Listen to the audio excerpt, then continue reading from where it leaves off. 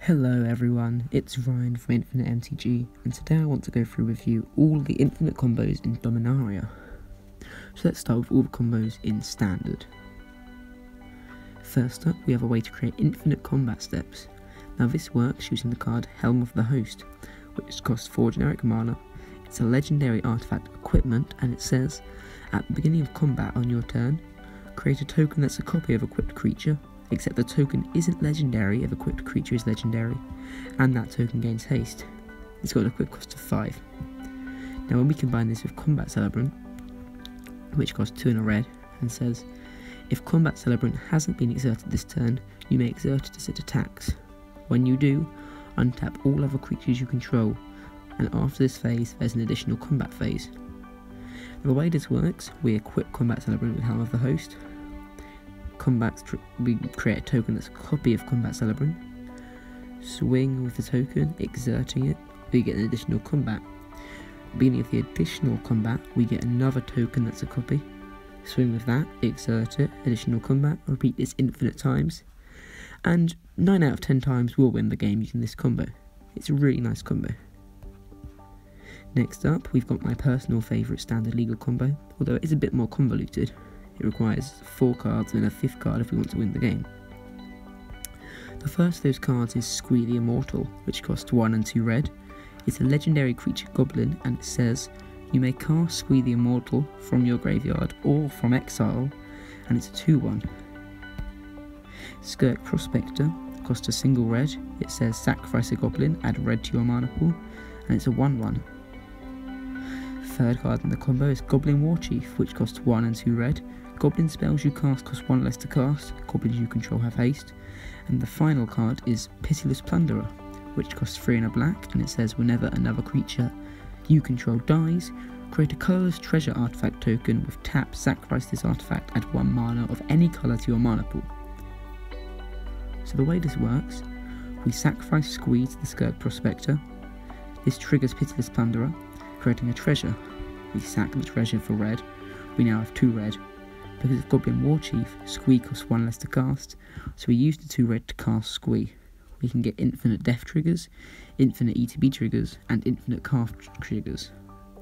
So if we add Bontu's Monument, which costs 3 generic mana, it says black creatures you cast cost 1 less to cast, and whenever you cast a creature spell, each opponent loses 1 life and you gain 1 life. We can use the Squee, Skirk, Plunderer, and Goblin Warchief combo to drain our opponents infinite times.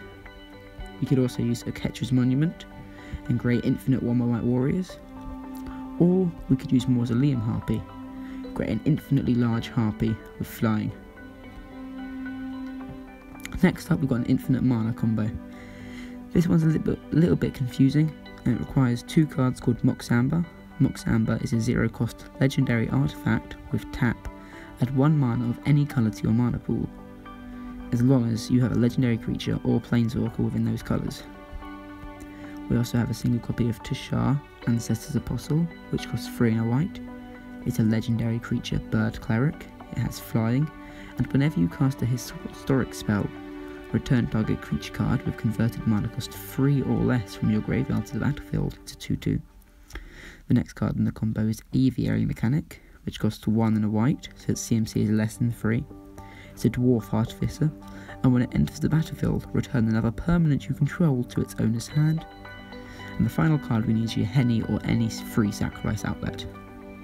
So the way the combo works is we have Aviary Mechanic in our graveyard, your Henny, Tashar, and 1 Mox Amber on the battlefield, and 1 Mox Amber in our hand. We tap Mox Amber for 1 mana of either white or black. Then we cast the other Mox Amber. This triggers Tashar, and we can return Aviary Mechanic to the battlefield, and we can bounce the tapped Mox Amber to our hand. When the other Mox Amber will enter the battlefield, we can sacrifice Aviary Mechanic to your Henny, then we can tap the new Mox Amber, and we can repeat this infinite times to create infinite mana. And then we've got another infinite mana combo, although this one is a lot harder and probably won't see any play in any format. It requires Power Stone Shard and Cogwork Assembler. Now we need 14 mana to create infinite mana, and normally 14 mana is enough to win the game anyway. So Cogwork Assembler says pay 7, create a token that's a copy of target artifact, That token gains haste. Exile at the beginning of the next end step. Power Stone Shard says tap, add colourless to your mana pool for each artifact you control named Power Stone Shard. Now, if we have 3 Power Stone Shards on the battlefield, or if we can create 14 mana, we can create infinite Power Stone Shards using Cobwork Assembler's ability, which will all tap for infinite mana. Next up we have a way to draw our entire deck. Now this works using Navu Meha, Master Wizard, which costs 2 a blue and a blue. It's a legendary creature, human wizard. It has flash, and when it enters the battlefield, copy target instant or sorcery spell you control. You may choose new targets to the copy. It also says other wizards you control get +1/+1. Then the next card is Acrobatic Maneuver, which costs 2 and a white. It says exile target creature you control, then return that card to the battlefield under its owner's control, draw a card. Now the way this works, cast Acrobatic Maneuver, targeting Naru Meha, and then we flicker it, and we can copy the Acrobatic Maneuver, and do this infinite times to draw our entire deck. This combo is a lot better once you leave standard and you can add other cards to it like Impact Tremors. Next up we've got an Infinite Drain. The way this works is with Slimefoot the Stowaway, which costs 1 black and green, and it says whenever a sapling you control dies, Slimefoot deals 1 damage to each opponent and you gain 1 life. We can pay 4 mana to create a 1/1 green sapling creature token with Anointed Procession, which costs 3 and a white, and it says if an effect would create 1 or more tokens under your control, it creates twice that many of those tokens instead. Then we have Pitiless Plunderer, which costs 3 and a black, and it says whenever another creature you control dies, create a colourless treasure artifact token with tap, sacrifice this artifact, add 1 mana of any colour to your mana pool. And the final card is Yahenni, Undying Partisan, which costs 2 and a black. It's pretty much just here because it's a free sacrifice out there. So the way this combo works is we pay 4 mana to create a 1/1 green sapling, Anointed Procession trigger, we get 2 saplings, sacrifice them both to Yahenni, triggering Slimefoot twice and triggering Pitiless Plunderer twice. We deal 2 damage to each opponent and we gain 2 life, and we also create 4 treasures. Sacrifice the 4 treasures and we can activate Slimefoot again, and we can rinse and repeat this combo. Now let's talk about combos that are not standard legal. First up, we're going to return to Helm of the Host and talk about other cards we can use that are not as standard legal. So we've got Aurelia the War Leader, which costs 2 generic, 2 red and 2 white. It's a legendary creature angel with flying, vigilance and haste. Whenever it attacks for the first time each turn, untap all creatures you control, and after this phase there's an additional combat phase. Now if we equip Helm of the Host, combat, we get a token that's a copy of Aurelia, swing of the token, untap all creatures, new combat, new Aurelia, rinse and repeat. Or we could use Godo. The nice thing about Godo is when it enters the battlefield, we can search our library for the Helm and put it into play. And then every single combat, as well as getting infinite combos, we can search for infinite equipment, but that shouldn't normally matter because we couldn't win the game with infinite combat steps. And then the final Helm combo isn't an infinite combat step trigger, but an infinite turns. But the way this works is with Helm of the Host, Madoma the Ageless and Identity Thief. Equip Helm of the Host to Identity Thief, swing with Identity Thief, exiling Madoma the Ageless, and Identity Thief becomes a copy of Madoma the Ageless. Madoma the Ageless has flying, and whenever it deals combat damage to a player, take an extra turn after this one. Madoma can't attack during extra turns. Whenever Identity Thief attacks, we can exile another target non-token creature. If we do, Identity Thief becomes a copy of that creature until end of turn. It returns to the battlefield at the beginning of the next end step. The reason we need the Helm is because if we swing with Identity Thief exiling Madoma, when Madoma returns, the Legend Rule will trigger. However, if we use Helm of the Host, we can just sacrifice a token and we can still have the Identity Thief for the next turn. The next combo we have is another infinite mana one. It uses Squee, but it's a lot simpler than the last Squee combo. We use Squee the Immortal, which says it costs 1, 2 red, legendary creature goblin, and you may cast Squee from your graveyard or from exile.